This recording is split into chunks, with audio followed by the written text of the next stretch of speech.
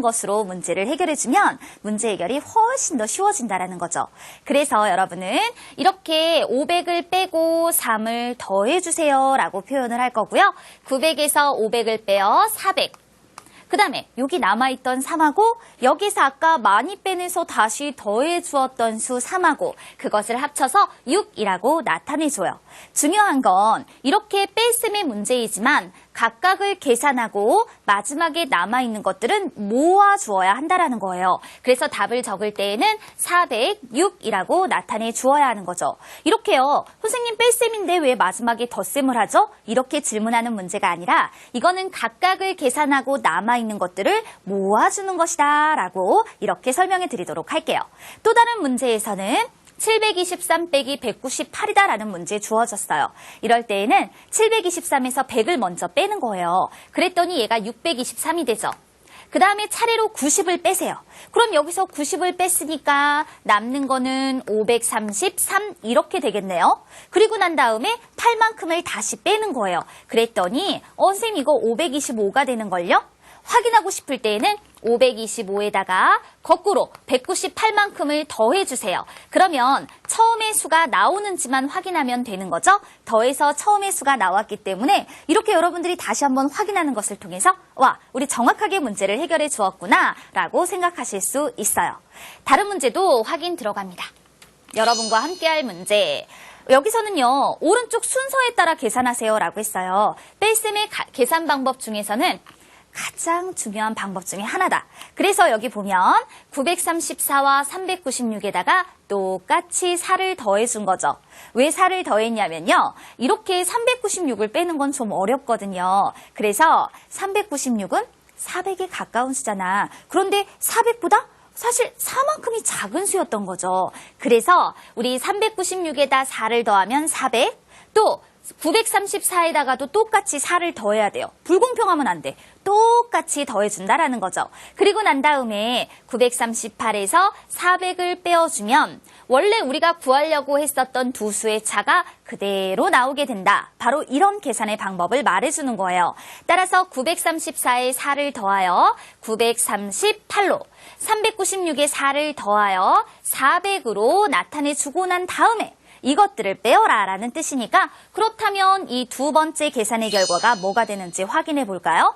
그랬을 때 938에서 400을 뺀 것과 같으니까 538로 나타내주면 된다. 뺄셈의 가장 중요한 방법을 여러분께 알려드린 겁니다. 뭐 이것만 중요하다는 얘기는 아니고요. 이것도 반드시 알아두어야 한다. 이런 뜻이죠. 그리고요. 또 하나 문제 준비했어요. 좀 아쉽더라고요.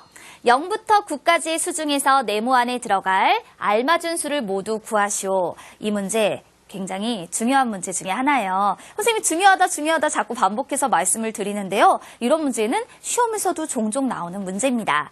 0부터 9까지의 수라고 했다라는 거 잊지 마시고요. 이 문제 풀 때는 방법이 있어요. 일단은 이렇게 표현하세요. 2185 더하기 어떤 네 자리수. 그런데 이게 5824와 같다라고 생각을 하는 거예요. 그러면 네모 안에 들어갈 수를 구하기 위해서 5824에서 2185만큼을 거꾸로 빼게 되겠죠. 그럼 다시 뺄셈이네. 그래서 이렇게 받아내림을 해주시고 계산을 합니다. 3이 되고 6이 되고 3이 되는구나. 그래서 사실 얘네들의 값이 서로 같다라고 했을 때에는 3639가 이 네모의 값이 되는 거예요. 그런데 생각해보세요. 지금 왼쪽에 더해준 값이 더 작아져야 된다라고 얘기를 했죠.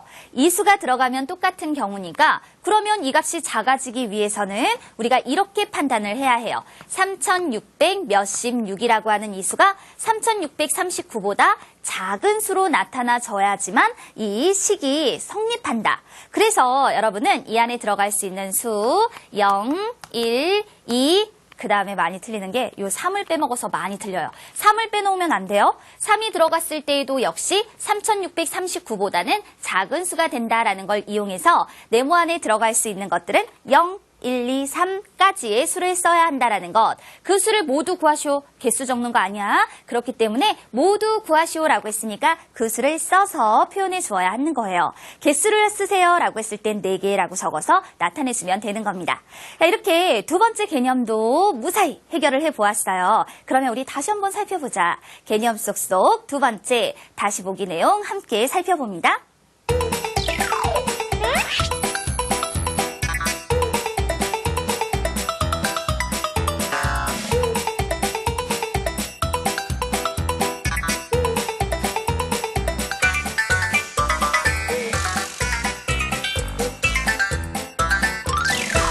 개념 쏙쏙 세 번째 내용.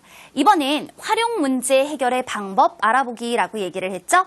활용의 문제는 선생님이 커다랗게 두 가지로 한번 나눠보려고 해요. 그 첫 번째는 세수의 덧셈과 뺄셈이에요. 이때 여러분 중요하게 생각해야 할 것은 계산의 순서예요.